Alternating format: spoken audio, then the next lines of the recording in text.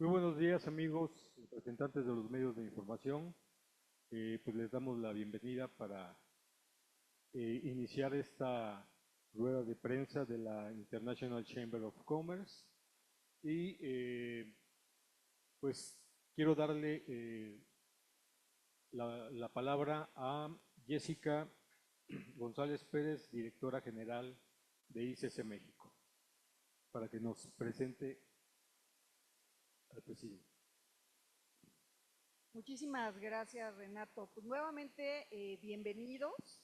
Les agradecemos muchísimo que estén el día de hoy con nosotros.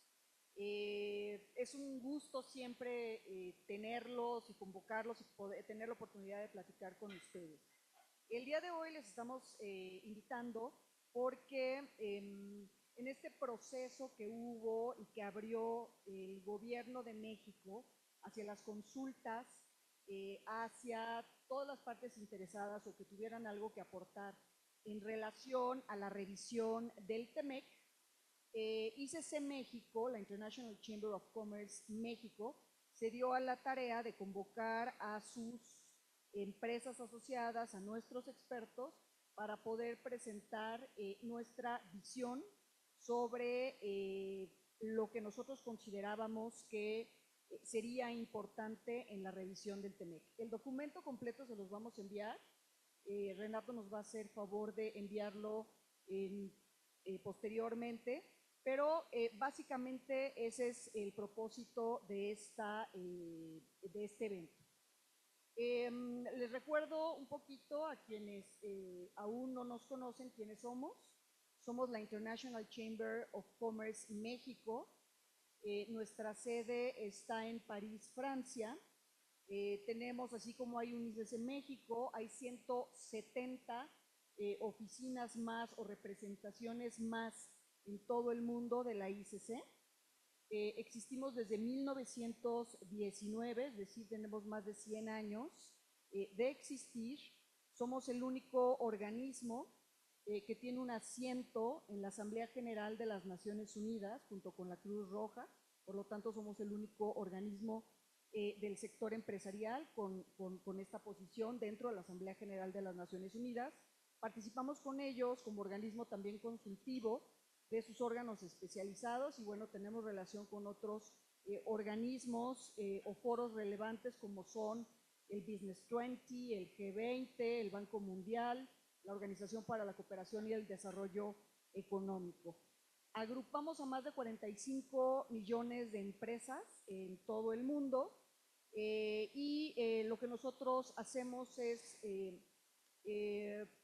llevar la voz de las empresas en todo aquel tema que vaya a afectar el quehacer diario de la empresa. Somos autónomos, somos apartidistas y nuestra labor es muy técnica y siempre con esta visión de promover el comercio y la inversión como requisitos clave a nivel global para que haya paz y prosperidad en todo el mundo. Y en México nuestra misión es la misma, autónomo, apartidista, técnico y siempre con esta visión que de los fundadores en 1919 de que solamente a través del comercio y de la inversión transfronteriza, con Estado de Derecho, comercio justo, es posible lograr la paz y la prosperidad en cada uno de los países. Así, habiéndoles dado una breve introducción de nuestro organismo, quiero presentarles a quienes nos hacen favor de acompañar el día de hoy en el Presidium. Está con nosotros, por supuesto, nuestro presidente nacional, Klaus von Bobeser. Él es presidente de la International Chamber of Commerce México. Está Marlene Garayzar, ella es la vicepresidente nacional de ICC México.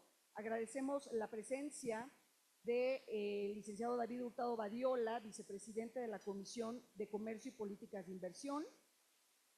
Agradecemos a Miguel Flores Bernés, presidente de la Comisión de Competencia Económica. Muchas gracias a Miguel Calderón Lelo de la REA, presidente de la Comisión de Economía Digital, que en un momento más se va a integrar con nosotros. Marcos Saki, presidente de la Comisión de Aduanas y Facilitación Comercial. Así, Nuevamente, gracias por estar con nosotros el día de hoy y le voy a pedir a nuestro presidente que nos brinde un mensaje. Muchas gracias, Jessica. Buenos días, estimadas amigas y amigos, representantes de los medios de información. Buenos días también, colegas, amigos y compañeros del Consejo Directivo del Canal Central de Estudios México, que nos acompañan para dar sus opiniones técnicas sobre el tema que en México estamos claros que nos aproxima un momento decisivo, julio del 2026, cuando nuestro país entrará a la revisión formal del TEMEC, un tratado que sostiene millones de empleos, miles de empresas y estabilidad del comercio en Norteamérica. Esta revisión no es un trámite, es una oportunidad histórica o un riesgo mayúsculo, dependiendo de la altura técnica y política con la que se. Desde ICC México hemos realizado un trabajo profundo, sólido, con la aportación de 17 comisiones técnicas que representan a los sectores productivos del país, o presentando las principales demandas empresariales que consideramos indispensables para preservar la competitividad y asegurar la certidumbre jurídica que están quienes invierten, producen y generan empleos en México.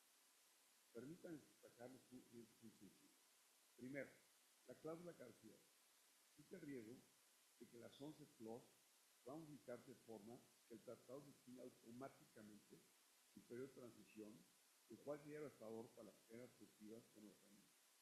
No podemos permitir una región integrada que hoy vale casi $2 billones al año, que es de estado de vulnerabilidad permanente.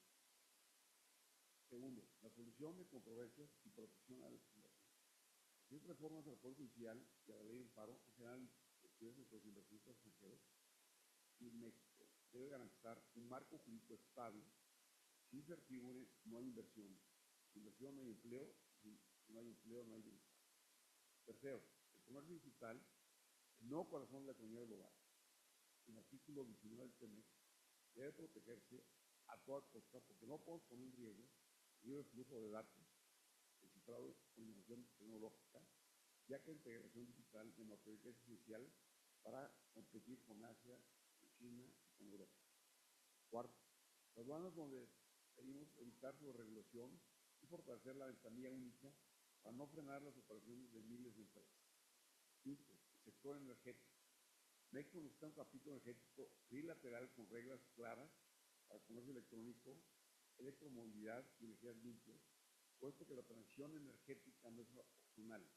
Es una condición sin la cual es imposible competir. Finalmente, el tema que representa una gran oportunidad, nearshoring. Si hacemos las cosas bien, la región de TEMEC puede considerar a México un gran destino mundial de relocalización, y ya lo hemos visto, al convertirse en el principal comprador de Estados Unidos, así como también nosotros lo somos de ellos. Según los últimos reportes de la Cámara de Comercio de aquel país, como ya mencionaba Jessica, es nuestra contraparte en los Estados Unidos. Pues si lo hacemos mal, podemos perder inversiones estratégicas que no regresen 2 veces. Estimados amigas y amigos de los medios de información, les vamos a entregar el estudio completo para que ustedes puedan ampliar su información más en detalle del sector que más les interesa. Dice México, reiterando nuestro compromiso, trabajar de manera coordinada con el Gobierno de México, con el Congreso y con nuestros socios, Estados Unidos y Canadá, lograr que esta región fortalezca, no limite la integridad y la integración de Norteamérica. La historia nos puso aquí.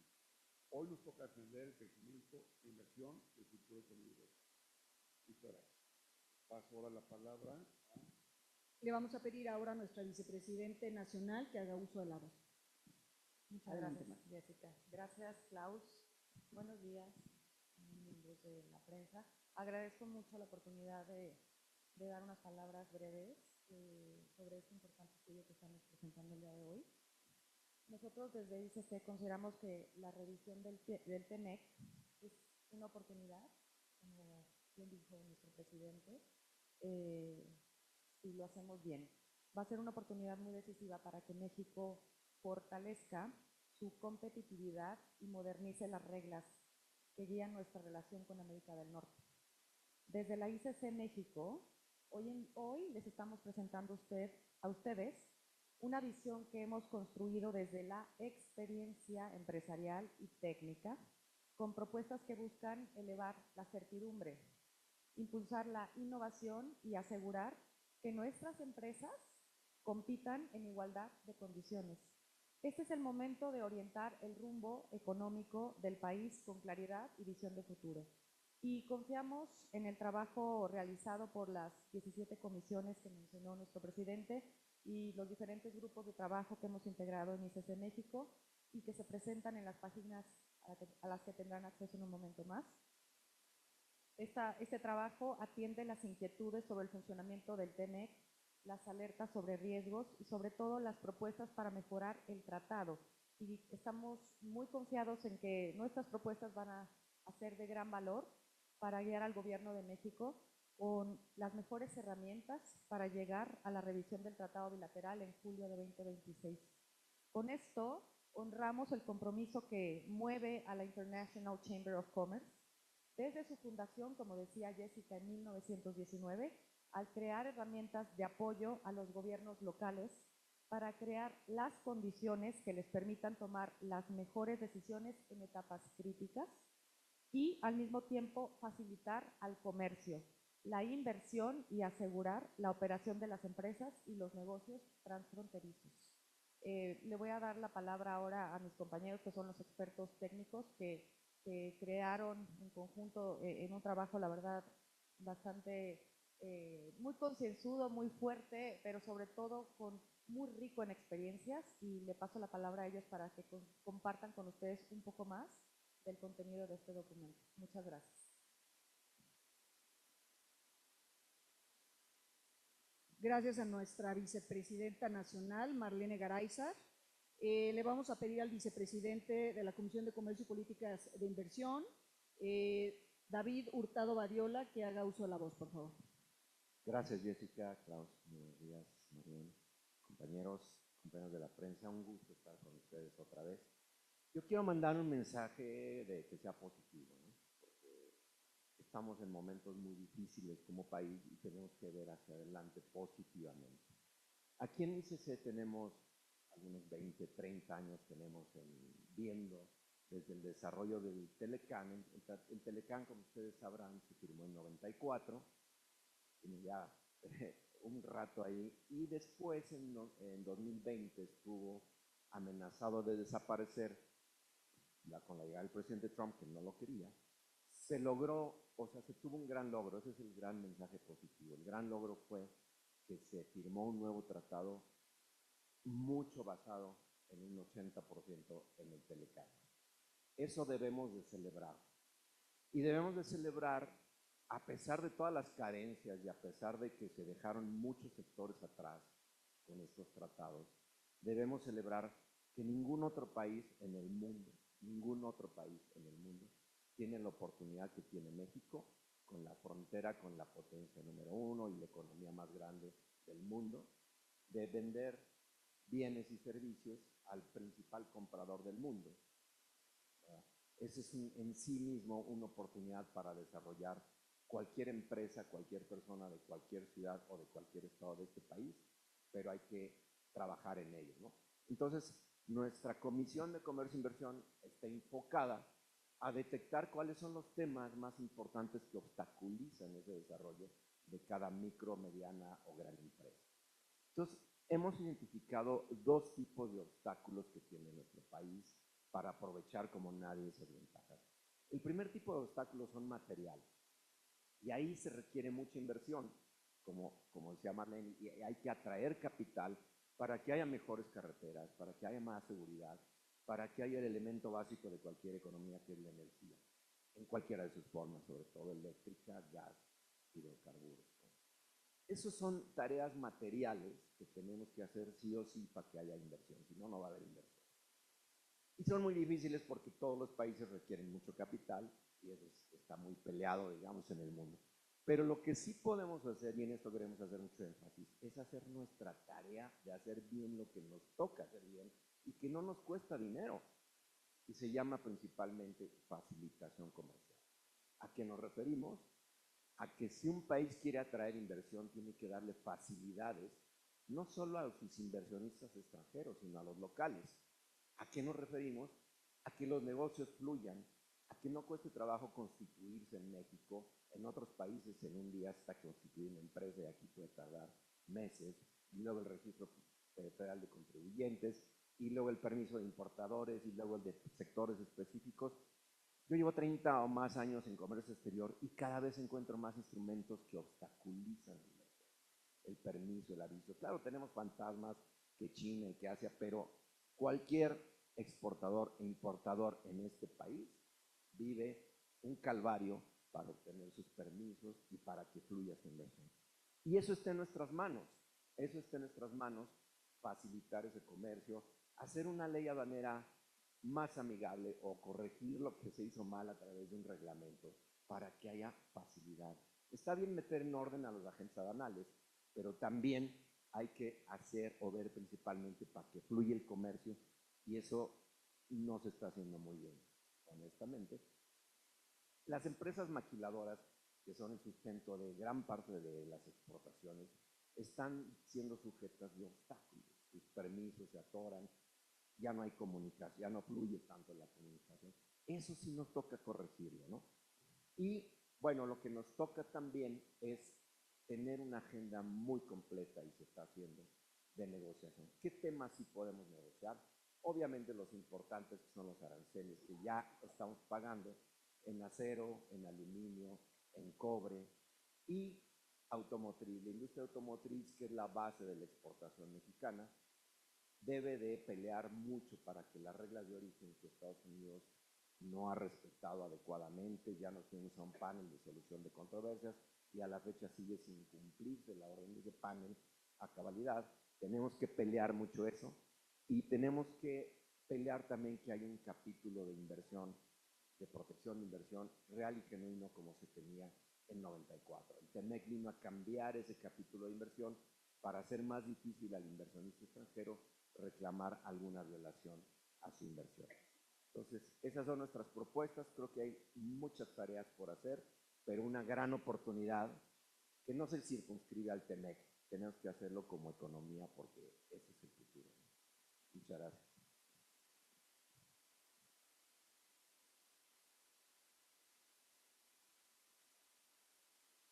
Nuestro presidente de la comisión, vicepresidente de la Comisión de Comercio y Políticas de Inversión.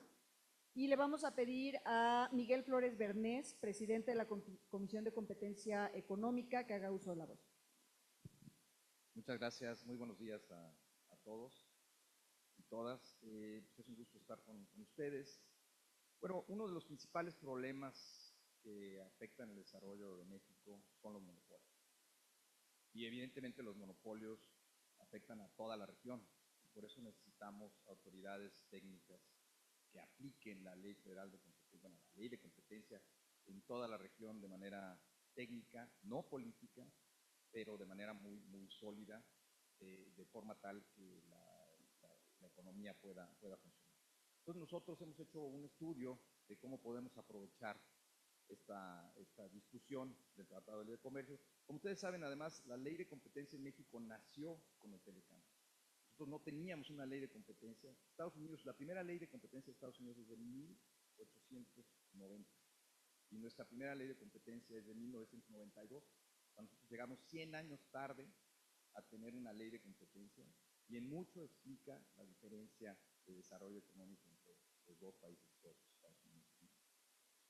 Pero bueno, ya tenemos esta ley, tenemos 30 años aplicándola apenas, y pensamos que es una oportunidad grande aprovechar esta discusión entre los tres socios de América del Norte para fortalecer la aplicación de la ley antimonopolios.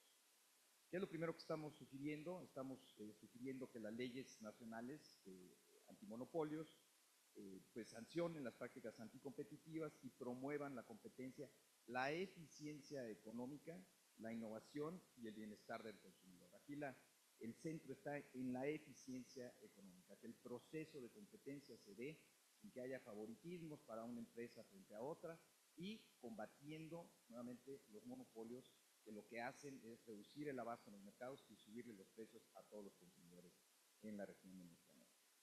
¿Qué también estamos sugiriendo? Son modificaciones concretas a artículos del TEMEC, y lo que estamos señalando es que cada parte sí podrá establecer exenciones a la aplicación de leyes nacionales de competencia. Entendemos que esto puede ser necesario, pero que esas exenciones deben ser transparentes, establecidas en un ordenamiento jurídico, deben ser necesarias y proporcionales al interés público perseguido y motivos de política pública, pero estar sujetas a una revisión y publicación periódica. Nos preocupan las exenciones que quedaron en el artículo 6 de la Ley Federal de Competencia Económica, recientemente publicada en julio de este año, que tienen que ver con empresas públicas del Estado.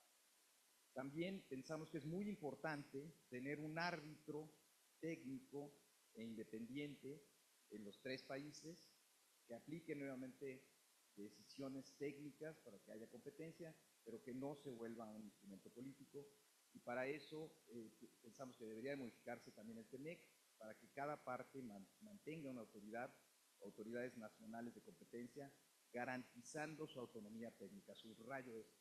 Es muy importante que las autoridades de competencia en América del Norte sean autónomas desde el punto de vista técnico respecto a sus decisiones y en la aplicación de esta ley que sigan estos criterios de eficiencia.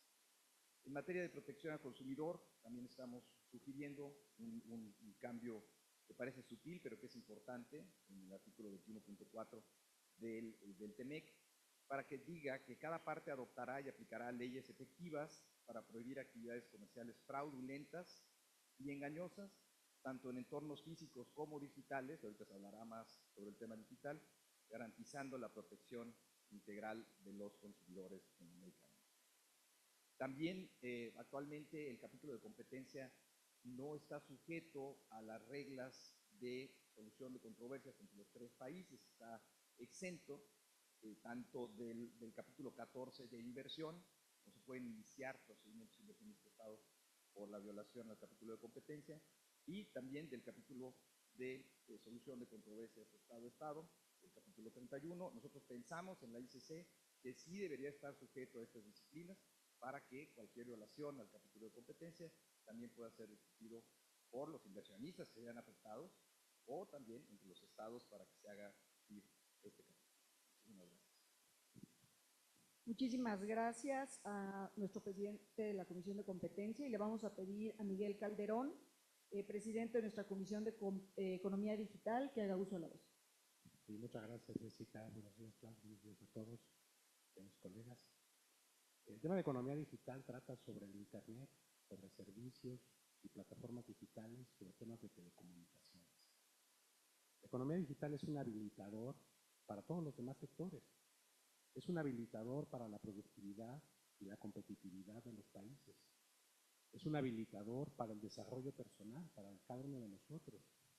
Es un habilitador para nuestros derechos humanos fundamentales. Y me uno a lo que han dicho, esta es una oportunidad, teniendo un acuerdo trilateral con los principales líderes tecnológicos del mundo, de poder uno primero hacer que todos estos servicios lleguen a toda la población, que todos nos podamos beneficiar de estos servicios. Y segundo, lograr que México se integre a otras cadenas productivas, que podamos ser una potencia en temas digitales como ya lo son otros países que ni siquiera tienen la oportunidad de estar junto a Estados Unidos y junto a Canadá. Partimos de dos premisas básicas. El Internet es global, ya por su naturaleza. Y por lo tanto, lo primero que no podemos hacer es fragmentar el Internet. No podemos crear barreras, no podemos crear murallas que impidan el libre transferencia de datos, el libre tráfico de datos a través de toda la región. Eso sería lo peor que pudiéramos hacer, poner un Internet cerrado, eso sería lo peor que se podría hacer. Lo segundo es que la gobernanza del Internet, no hay una sola persona que sea el dueño del Internet, que gobierne el Internet. La gobernanza del Internet se basa en multi-stakeholders, es decir, en una participación de muchos jugadores, que incluye obviamente a los gobiernos, pero también incluye a la sociedad civil, también incluye a la iniciativa privada. Tenemos que mantener ese espíritu y tenemos en varios foros, estamos recomendando en varios puntos de nuestra recomendación, que se abran más espacios para esta interacción de los diferentes stakeholders. En el plan que estamos presentando tocamos 5 puntos, que voy a ir muy rápido, ustedes van a tener el documento. Primero, y como decía mi tocayo Miguel, Tenemos que tener un árbitro imparcial, un regulador técnico. Esto ya venía en el Tratado de Libre Comercio, en el original, ya venía en el Tratado de Libre Comercio firmado en la administración del presidente López Obrador.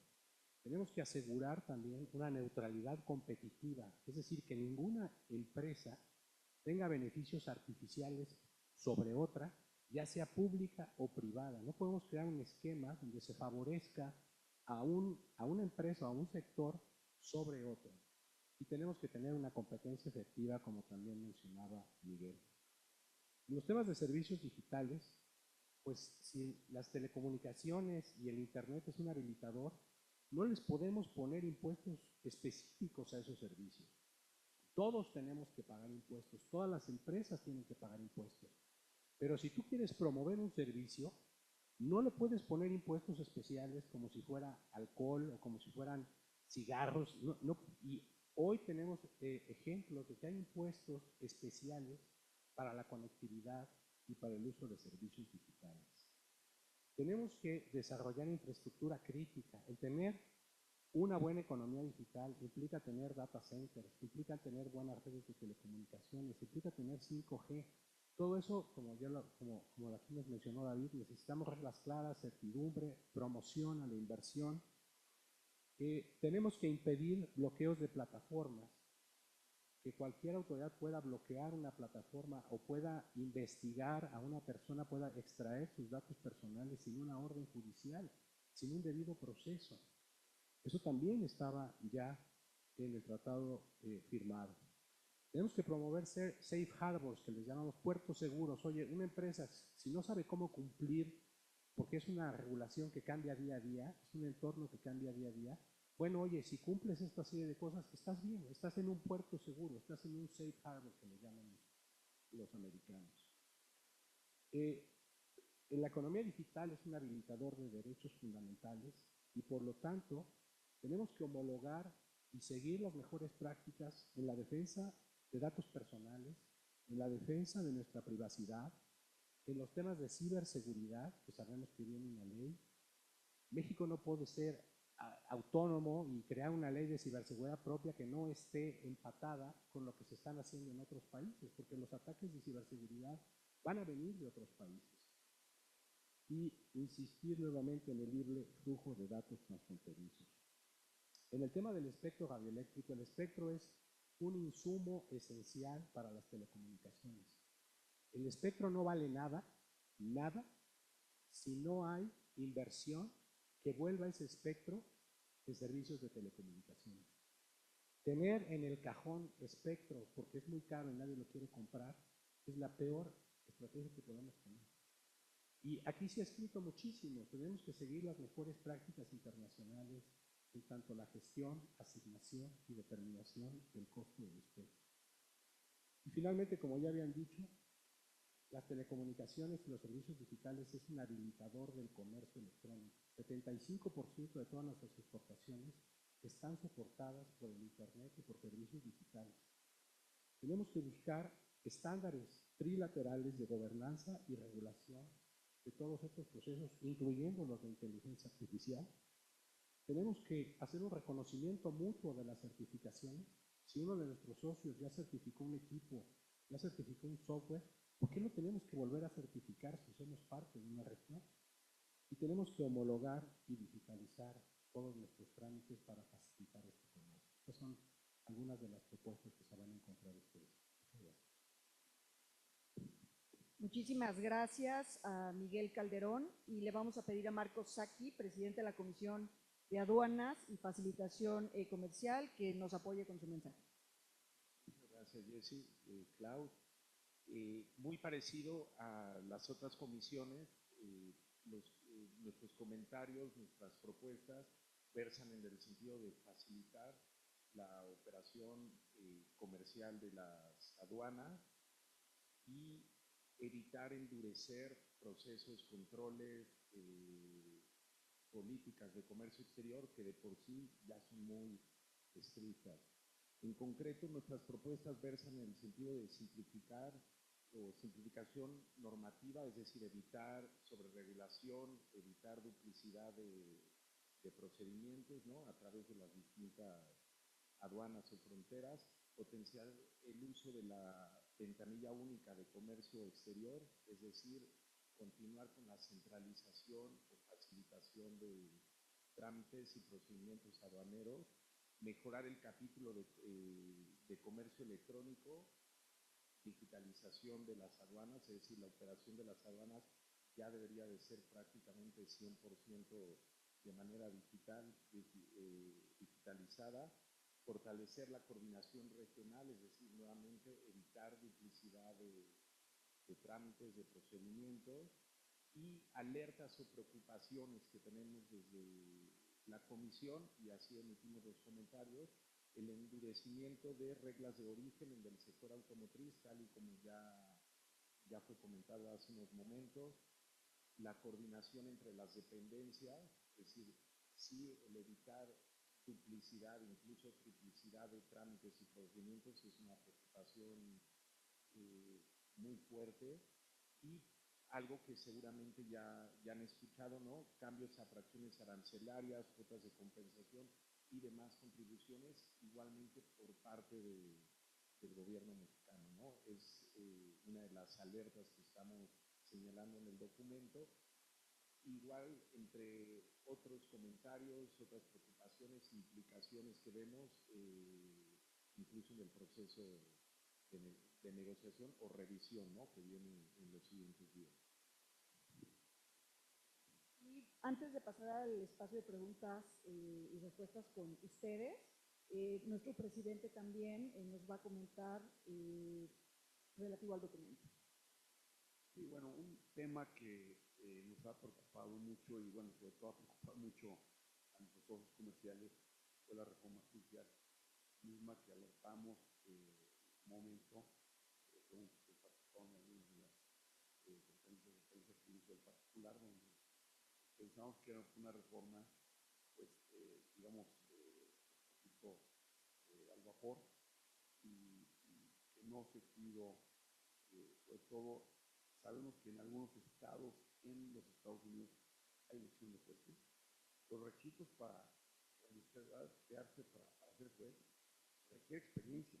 Digamos que en Estados Unidos, para calentarse yo sé, hay elección judicial, el poner como requisito el ser abogado y tener 8 promedio en una nación de México, creo que hay miles de los derechos que implementan, 5 reconocidas importantes. Entonces, realmente el haber puesto como un requisito el 8 promedio y ser abogado, pues es como que ya vamos a correr a todos los médicos de todos los hospitales de México y vamos a poner unos muchachos que salieron de alguna facultad en cualquier lado de medicina y van ahora a operarnos a nosotros, ¿no? Nadie se convirtió en una operación muy chavo para salir de la universidad, y pues los jueces, de alguna manera, pues sí ha tenido un efecto. Nosotros la alertamos en su momento, tristemente llevó a cabo la reforma judicial.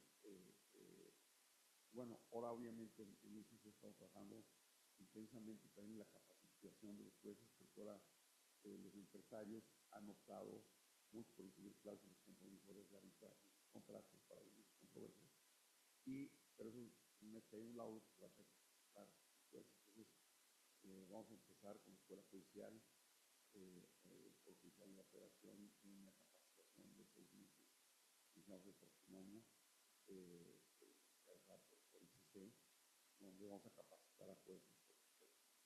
Queremos que estén capacitados en temas muy técnicos de los arbitrales, pero es una preocupación, y claramente también pues, los socios comerciales ya se han manifestado por el particular. O sea, y sí es probable que, independientemente de que las cifras que inició Marcelo Ebrard, que hay inversiones, pues sí lo ha habido, que hay inversiones, y qué bueno, gracias a Dios. El tema es que pudo haber mucho más. O sea, México es la 12ª economía del mundo, pero podemos ser la 5ª, ¿no? En mucho tiempo. O sea, México puede, en convertir en un país rico, aunque no creamos. No creamos en 30 años para ser un país rico. Si dedicáramos bien a nuestras personas, si hiciéramos ingresos a todos los mexicanos, México en 30 años se podría hacer el milagro del mundo. ¿Por qué? Por nuestra situación geográfica y también por el talento de los mexicanos. Yo en lo personal, en el sentido de introducción, trato con muchas multinacionales que están establecidas en México. Dicen, los trabajadores mexicanos son los mejores del mundo, y hablo de empresas mundiales que tienen fábricas en Alemania, en Europa, en Asia, en todo el mundo. Entonces, los mexicanos son talentosos, son creativos, son gente muy trabajadora. Eso de que el mexicano es del sombrero y que es una mentira. El mexicano es muy trabajador, mucho más trabajador que los Estados Unidos. En Estados Unidos a las 6, 5 de la tarde dicen, hasta luego, ya me voy a mi casa. El mexicano se queda hasta las 8, 9 de la noche, se cae la chamba. Entonces creo que realmente es importante México ponemos las pilas, resolvamos problemas relativamente sencillos, y México se puede convertir en una de las principales potencias del planeta. Somos la 12. No lo éramos antes de la apertura de la economía que inició con el 94. No lo éramos. Es una economía bastante eficiente, efectiva, cerrada. Ahora sí es una economía abierta, eficiente. Tuvimos ediciones, computadoras. Este año hemos exportado más de 50,000 millones de dólares en computadoras. ¿Quién iba a pensar? Yo pensé hace 30 años que México iba a fabricar computadoras, coches de primera línea. Entonces, creo que es una gran oportunidad que tenemos, y puede ser inteligente, porque yo tengo un gran respeto por el secretario de Economía, es inteligente, experimentada, está haciendo bien las cosas, pero es importante también que escuchen al sector privado, donde se están, conocen los problemas, que son los que están viviendo los problemas del día a día. Por eso es este documento importante, y estamos al gobierno que oigan, estamos dispuestos a hacer. Gracias.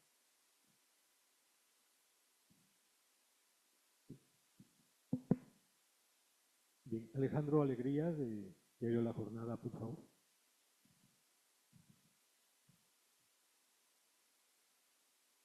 Buenos días, Alejandro Alegría de La Jornada. Me gustaría saber ustedes qué tan factible ven que a lo mejor parte de la cadena de la cadena automotriz pueda irse a Estados Unidos como pues un trueque para bajar los aranceles que tiene el país, porque prácticamente esa es una de las partes de las claves que busca el presidente Trump. También mencionan que hay tensiones en el tema energético, pero también la cuestión es que aquí en México pues hay una cierta ideología sobre este tema que pareciera ser inamovible y que posiblemente no quiera pues manejar mucho el gobierno mexicano. Y sobre la reforma judicial que están mencionando, pues ustedes pues ven que pueda aumentarse la inversión, pues con todo esto que se está manejando, por ejemplo, con Salinas Pliego, pues que pareciera que el gobierno está pues manejando un poco todos los juicios alrededor de este caso. Gracias.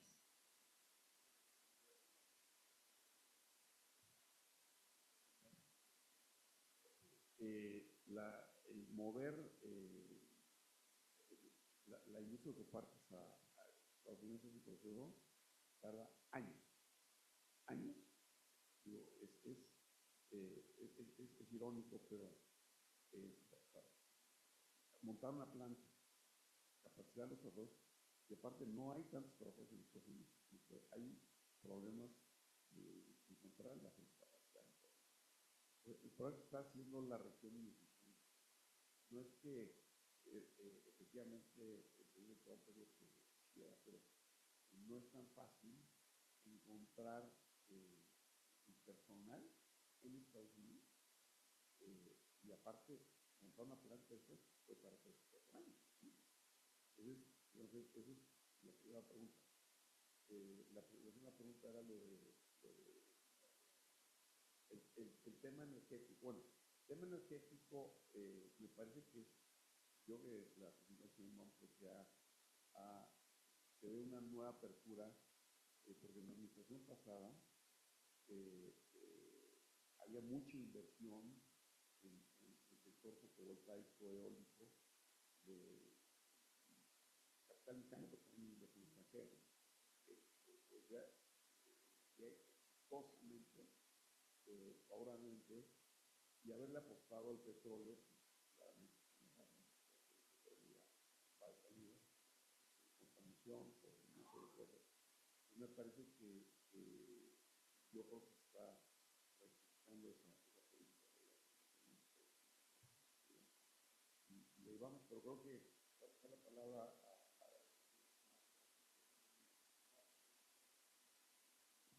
Muchas gracias, Klaus. Sí, muy parecido a la respuesta de Klaus. El migrar la industria automotriz a otro país, pues no es un proceso de incluso de un par de años, va mucho más allá, tanto desde la mano de obra y también algo que podemos agregar, la cadena de suministro. Es decir, hay que tomar en cuenta que en México es fuerte la industrialización de ahora sí que de la industria automotriz, no solamente por las propias marcas, sino por las cientos, incluso seguramente rebasan el número 1000 de empresas que componen la cadena de suministros de la industria automotriz. De hecho, más o menos para que se den una idea, en México la industria automotriz emplea alrededor de más de 100,000 personas. La cadena de suministros de la industria automotriz es más de 1,000,000 de personas, ¿no? En cifras de la Secretaría de Economía. Y obviamente el tema laboral, para eso en los Estados Unidos, claro, que es brutal, ¿no? Es decir, en Estados Unidos hay un problema de conseguir mano de obra para cualquier industria, y entonces ahí sería el primer obstáculo. Seguramente hay marcas que pueden tener un poquito de más flexibilidad, y es lo que han escuchado ustedes, ¿no? Que a lo mejor pueden mover, pero es cierta parte de la producción, pero no es la producción, ¿no? Un comentario rápido sobre la reforma comercial, el trabajo que ha hecho INCC. En materia de competencia económica, como ustedes saben, hay jueces especializados. Estamos trabajando directamente con el Poder Judicial para que los nuevos jueces electos tengan una curva de aprendizaje mucho menor. Y tenemos un diplomado de competencia económica donde ellos están participando, y como vemos nosotros de ICC, ya tenemos una reforma judicial, ya tenemos nuevos jueces. ¿Cómo hacemos para que se reduzca el tiempo que debe pasar para que ya estén listos para decir ahorita, pero para que puedan tener toda la capacitación del sector privado pueda colaborar para que rápidamente tengamos un poder efectivo y que aplique la ley de manera técnica nuevamente? Luis Ramos, de Sol de México. Hola, ¿qué tal? Muy buenos días. Luis Romero del Sol de México. Hacerles una pregunta. Desde su perspectiva, ¿cómo vieron la preparación del gobierno de México rumbo a esta revisión ya para junio, julio de 2026? ¿Creen que ha faltado algo en comparación con sus pares de Estados Unidos y Canadá? Sobre todo haciendo mención a una parte que mencionaba Klaus sobre escuchar al sector privado. Y en esta ocasión, para esta renovación, pues se hizo hasta menos al cuarto de juntos, que era esta voz de los empresarios, y la Secretaría de Economía abrió para todo y pues hizo menos, inclusive, ¿no? Hasta la voz. Preguntarle sobre eso. Bueno, a ver, claramente Marcelo es experimentado, pero sí creo que es muy valioso escuchar al sector privado. O sea, yo sí creo que fue una buena experiencia el Telecam, sobre todo. Bueno, también la del TEMEC, pero Telecam, tuvimos muchísimas personas que nos involucramos. Yo dije cientos de horas cuando se enseñaron el TEMEC, el primer capítulo de disputa de administración de Estado. Entonces, sí creo que el gobierno, y es una invitación, y por eso lo hicimos nosotros. Digo, es muy buena pregunta, sinceramente, pero un poco el propósito es ese, ¿no? Es decir, bueno, hay que escuchar a los que están operando, a los que están, porque claramente el gobierno, claro que tiene una visión, y repito, muy experimentado, de verdad, pero no hay duda que más sabe el propio empresario. Es el que enfrenta los problemas diarios. Escucharlos enriquece. Yo entiendo que es una renta complicada, sé que debe ser muy complicada la negociación, o sea, no le digo al secretario, muy complicada, pero sí creo que es importante escuchar estas propuestas y es un poco la intención es invitar al gobierno de estamos aquí para ayudar. ¿Por qué? Porque estamos en el mismo barco, ¿no? No tenemos una agenda diferente. Hay veces el Estado tiene una agenda diferente al gobierno. Aquí no estamos en el mismo barco, exactamente igual. Y les puedo ayudar porque hay muchos técnicos. Y esta Cámara está especializada en los temas de comercio internacional, porque la OIT, la que creó las reglas mundiales, creó RIFIN. No hay una exportación en el planeta que no se rija por un pago, que se hace con unas reglas de pago que dice la ICC. No hay una exportación que no se use los cinco términos que ha establecido la ICC. La ICC fue la que inventó el comercio mundial como hoy lo conocemos. Después de la Primera Guerra Mundial, el mundo quedó destrozado. Después de la Segunda Guerra Mundial, ahí fue cuando empezó el comercio, fue el lema de los empresarios, es hacer la paz por el comercio. Son los comerciantes que históricamente, si uno ve la historia, los comerciantes que iban de un país a otro, digamos que eran los intercambios culturales, todos los comerciantes son un papel muy importante. Y entonces creo que sí sería importante para que escuche al sector privado, sí lo escucha, obviamente. Yo creo que fue una persona más activa y creo que hay interés del sector privado de apoyar. ¿Por qué? Porque tiene que haber alguien que llena más mexicanos y la riqueza ha crecido en el país. Pero todavía tristemente hay mucha pobreza, pero el día que lo vamos a dedicar a todo el lo vamos a integrar en nuestra sociedad y podemos hacer un país. ¿Sí? Muy bien. Ivette Saldaña de Universal. Sí. Hola, buenos días a todos. Son dos preguntas. La primera es, ustedes siempre se han caracterizado de dejar como a un lado los temas políticos. Entonces, desde esa perspectiva, ¿cuál sería la mejor manera de negociar con Trump, considerando que es un buleador y que no hemos podido, o el gobierno no ha podido quitar los aranceles ni por la 232, ni por lo fentanilo, ni migración? Entonces, aparentemente, a enero del 2026, llegamos con aranceles de acero, aluminio, cobre, automotriz, latas de cerveza, bueno, y la lista es larga, ¿no? Entonces, ¿cómo negociar? México ha optado por una negociación de no te enfrento, Canadá dice sí te enfrento y los aranceles han ido hacia arriba. Entonces, les pregunto así, desde una perspectiva nada política, más analítica y racional, ¿cómo negociar? Es muy buena pregunta. Yo de la pregunta sí me contar. Yo que finalmente no cambia el tratado realmente hay gente muy técnica que están viendo los detalles del tratado. Efectivamente hay algunos temas espinosos, pero en general el comercio sigue funcionando bastante bien. Sí, hay efectivamente esos rubros que señala ahí tristemente, pero creo que me parece que sí ha sido, porque el riesgo de que romper la relación como mencionaba la directora general, el riesgo es brutal de romper el tratado. Entonces yo creo que ahí sí se la suave. No creo que con Trump funcione es muy riesgoso. Un rompimiento del tratado para México es terrible. O sea, aquí el peso se va a perder el comercio, volvemos a las relaciones de antaño, ¿no?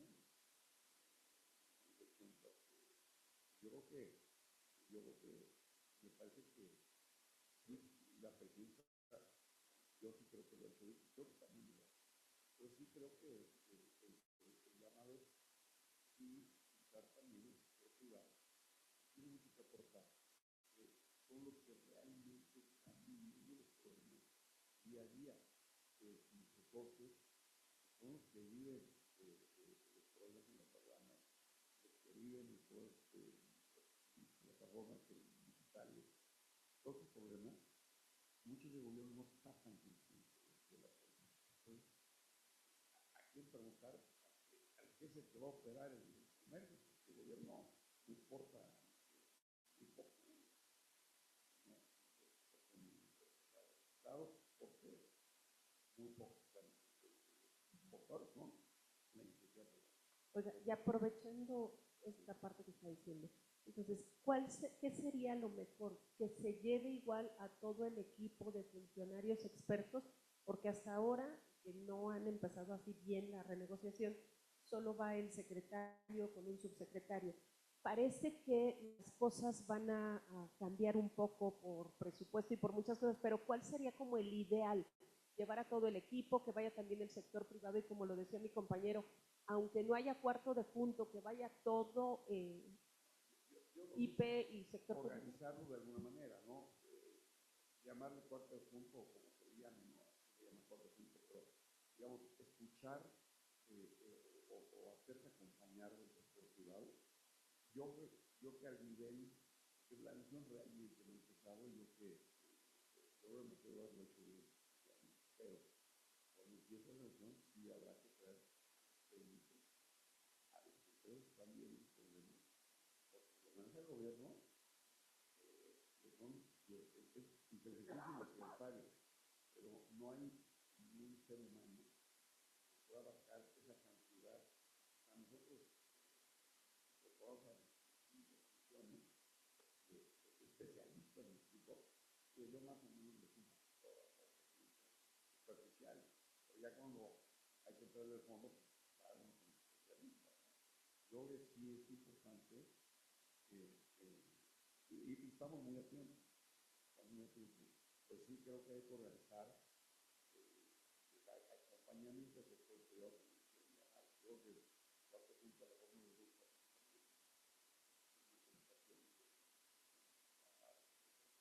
Creo que el acompañamiento no poner un nombre por cuatro puntos que aquí partidos pero yo creo que hay que hacerlo a todos. No entramos en la política, entramos en temas técnicos exclusivamente, pero yo creo que es lo que es un apoyo técnico. El apoyo ni siquiera es por conocimiento de ninguna manera, es realmente ayudar al país en algo en donde las empresas están operando día a día.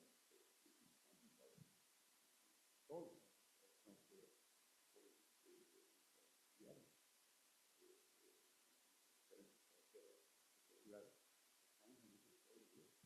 Entonces, vamos a contar a los especialistas porque nuestros colegas o nuestra contraparte americana, que es la Union Chamber Commerce, que es la que dice Estados Unidos, diferente, pero es parte de la representación que en los Estados Unidos ellos son muy fuertes. Ellos tienen miles de representantes claro, mucho más. Que tiene mucho poder. Nosotros hablamos también con ellos. Nosotros hablamos y yo compartí un punto de vista. Entonces también nosotros podemos influenciar en la negociación y en la empresarial. O sea, nosotros podemos hablar con nuestros contrapartes, yo les puedo hablar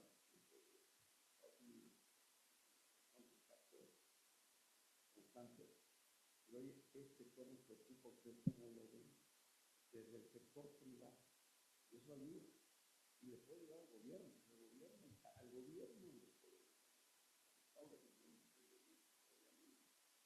Entonces, creo que esa es muy buena pregunta. Muy bien, Nayeli Hernández de Reforma, por favor. Nayeli.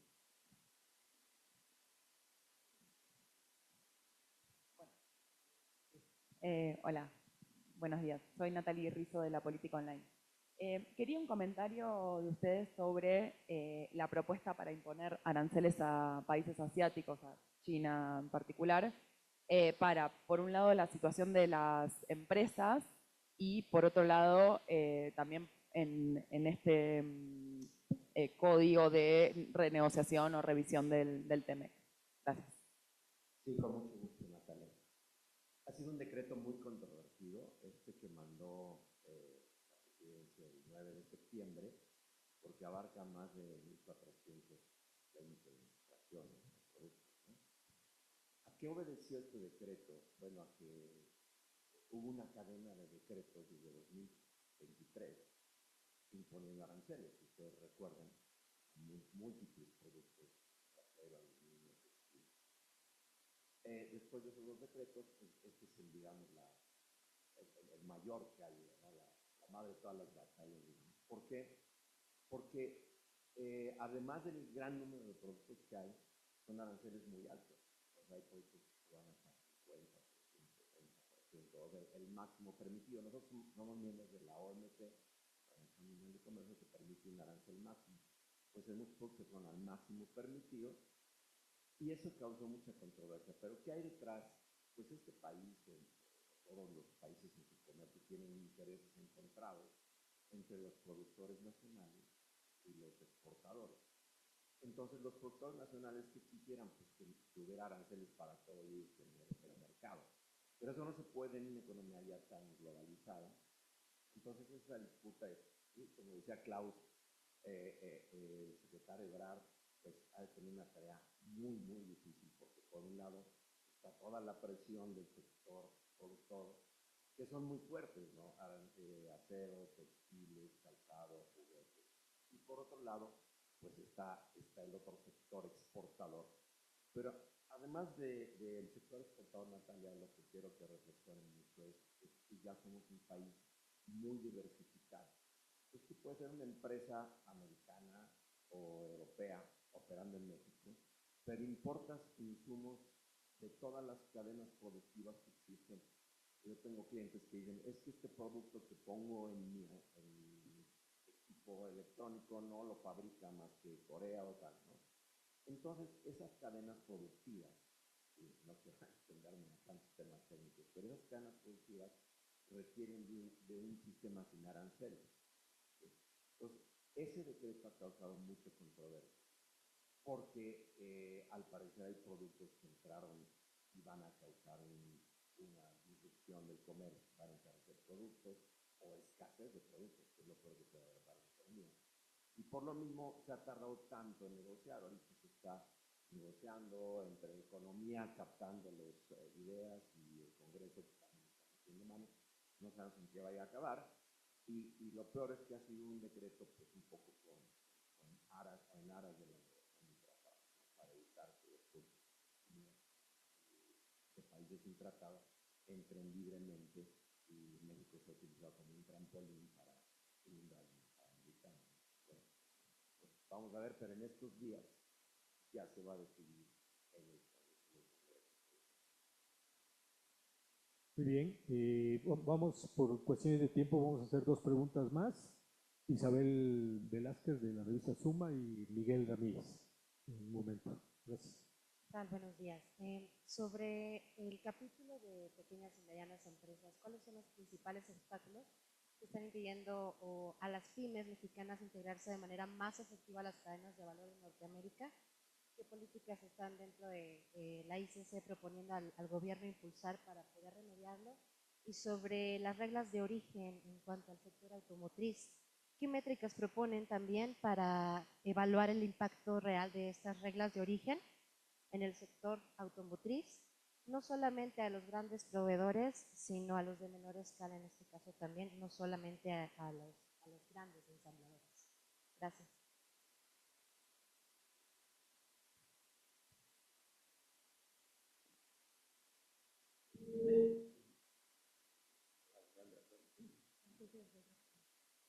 Bueno, tomamos la segunda primero, lo de las reglas. Desde luego, pues, esto no es nuevo, ¿no? O sea, estas reglas de origen automotriz se empezaron a discutir desde hace más de 3 años, en que Estados Unidos cambió la regla de origen que se había negociado en el TEMEC, como ustedes saben, ¿no? Y al grado de requerir de que cada parte del automóvil o del vehículo tuviera que cumplir el mínimo porcentaje, ¿no? Y eso era el famoso roll-up. Eso era contrario a la lógica de esa regla, y por eso México y Canadá llevaron a Estados Unidos a un panel de solución de controversias del capítulo 31 del TEMEC, que resolvió en favor de México y Canadá, diciendo la interpretación que hace Estados Unidos de la integración de cada parte de vehículos es equivocada, tiene que respetarla. Estados Unidos no la ha cumplido, como decíamos, a cabalidad, y esa sigue siendo la gran queja de los productores de la industria automotriz, ¿no? ¿Qué va a pasar ahora? Bueno, pues lógicamente en la etapa que se va a abrir de revisión del tratado, la industria automotriz va a insistir o tendrá que insistir en que se respete esa regla como se estableció en TEMEC y como determinó el panel. Pero claro, vamos a estar frente a una contraparte totalmente impredecible y desconocida que va a poder decir en su momento, pues no me importa lo que dijo el panel ni lo que le decía el TEMEC, ahora estamos en una etapa de renegociación más que de revisión, y yo pongo esta regla, que la regla sea la que el panel me dijo que era incorrecta. Y ahí sí, pues persínense la industria automotriz, porque se van a tener que revisar y reintegrar todas las cadenas productivas para que cada parte, cada componente cumpla con el origen, como lo quiere Estados Unidos, ¿no? Y en tema de pymes, ¿no? En tema de pymes, sí, el factor, especialmente en banca, que es donde la comisión que más participamos nosotros, es el reto de la desigualdad en condiciones crediticias para las pymes. Muchas compañías mexicanas no tenemos acceso todavía a financiamiento en dólares y mecanismos flexibles para crecer las cadenas de valor.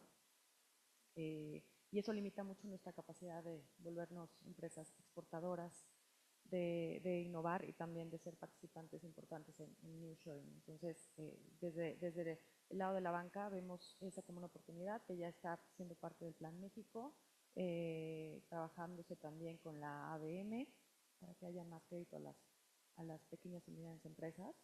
Pero también en la regulación tenemos limitaciones para incluso acceder a líneas de crédito en dólares, porque en particular algunas figuras tenemos impedido tener crédito en dólares. Entonces, por ahí se tiene que también abrir la posibilidad a que estas empresas, que además somos las que más creamos empleo para el país, podamos tener acceso a líneas de crédito que nos permitan los reguladores tener acceso a estas líneas de crédito en dólares.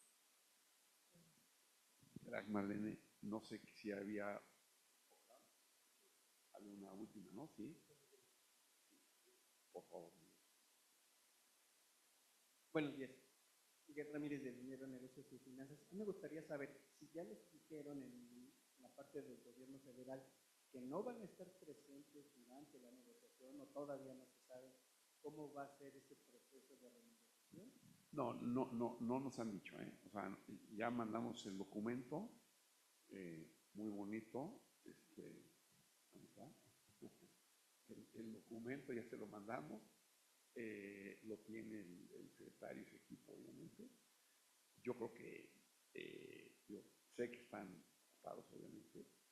Yo siento que sí nos van a escuchar. O sea, yo siento, porque hemos participado en las revisiones previas, repito, en la del 94, luego la del TEMEC, y luego en esta, entonces yo creo que seguramente participaremos. Simplemente también, pues, me queda claro que ha sido muy complicado para el pobre secretario, no le envío su trabajo, porque es muy complicado esa negociación. Entonces, yo que está enfocado en eso, pero seguramente escucharemos de ellos, ya lo tienen formalmente, y seguramente pronto escucharemos de ellos, y más después de lo que salga, que saquen en la prensa el día de mañana, pues probablemente, seguramente sí, yo creo que sí. Pero repito, no ha habido de ninguna manera una negativa, ni mucho menos, simplemente, y entiendo que están súper ocupados, debe tener una agenda del pobre secretario que no lo invita. Y otra cuestión, ya ves que decía que ahora los empresarios están incluyendo cláusulas de arbitraje. ¿Qué empresarios son los de aquí o los de otras partes? Yo creo que los de aquí y los de allá. O sea, yo creo que es una tendencia generalizada del sector privado, que las empresas, muchas ya tenían contratos grandes, importantes, tienen cláusula de arbitraje. Todos los contratos de Pemex, de la CFE, todos tienen cláusula de arbitraje. Todas las grandes inversiones y los grandes contratos, pero creo que yo he visto una proliferación de la cláusula de arbitraje en muchas empresas porque simplemente pues, están preocupadas de que una controversia puede llegar a juzgados que no tengan y todavía, a ver, la mitad del Poder Judicial todavía no se ha renovado, ¿no? Viene la segunda renovación, entonces,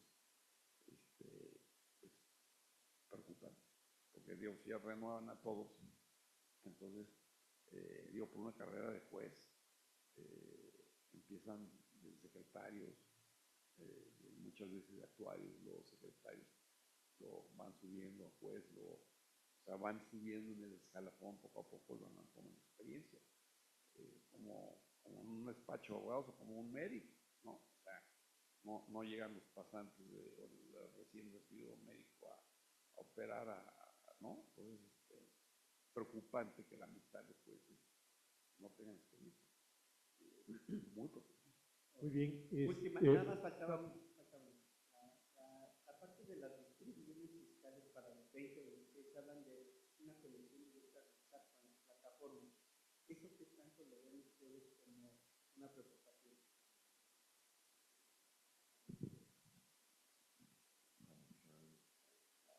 Bueno, como ya lo mencionamos, o sea, tener impuestos, a ver, todo el mundo tiene que pagar impuestos en México, eso nadie, pero crear impuestos especiales como lo están haciendo y bloquear las plataformas, si hay si no hay un debido proceso de por medio, pues se nos hace una relación y no es lo que están haciendo nuestros socios comerciales en los otros países.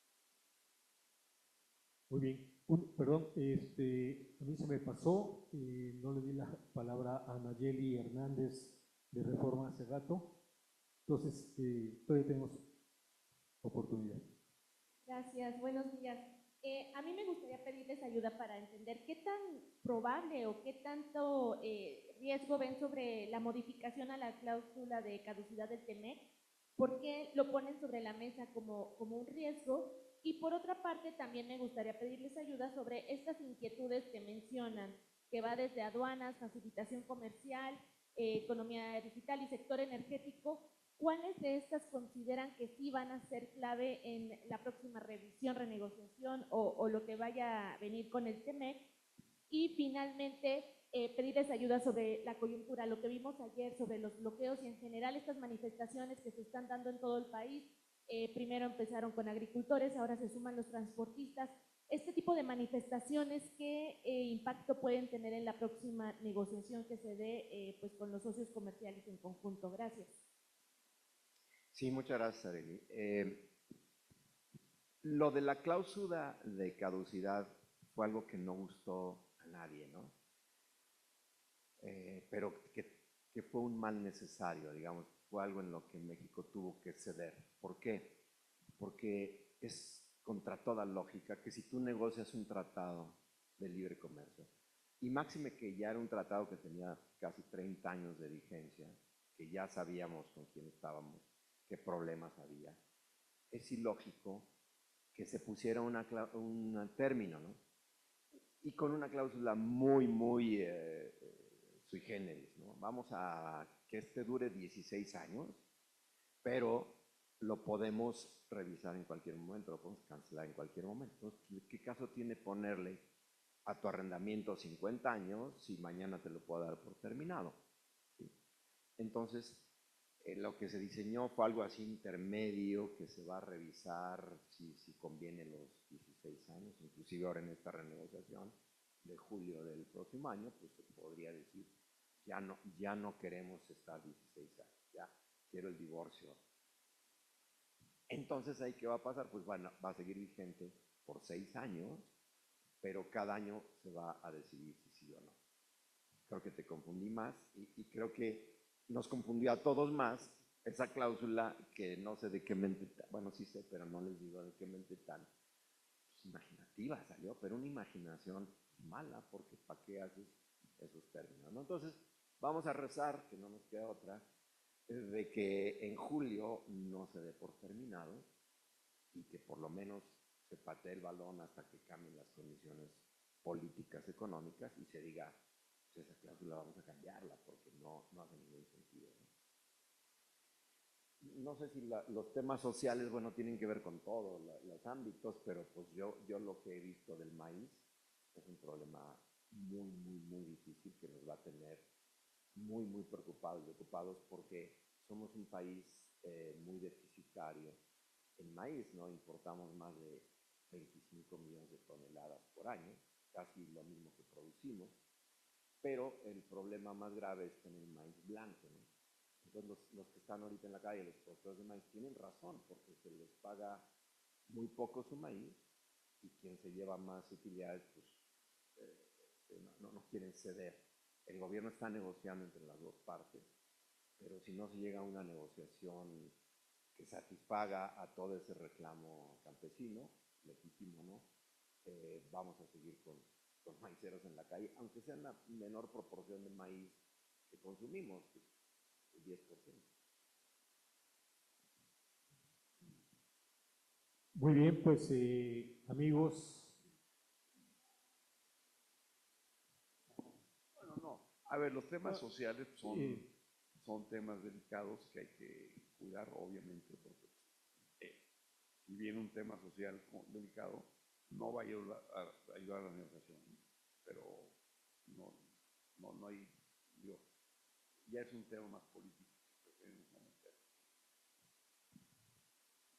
Muy bien, pues muchas gracias, amigos. Jess, por favor. Pues nuevamente muchísimas gracias, de verdad agradecemos su presencia el día de hoy y pues estamos a la orden para cualquier duda que tengan. ICC feliz de trabajar con ustedes y de atenderlos y por supuesto aprovechar para desearles felices fiestas, y ya no platicamos con ustedes, y que venga un muy próspero 2026 con mucha salud, que ya vimos qué es lo que realmente importa, y muchísimos éxitos para el próximo año. Muchas gracias.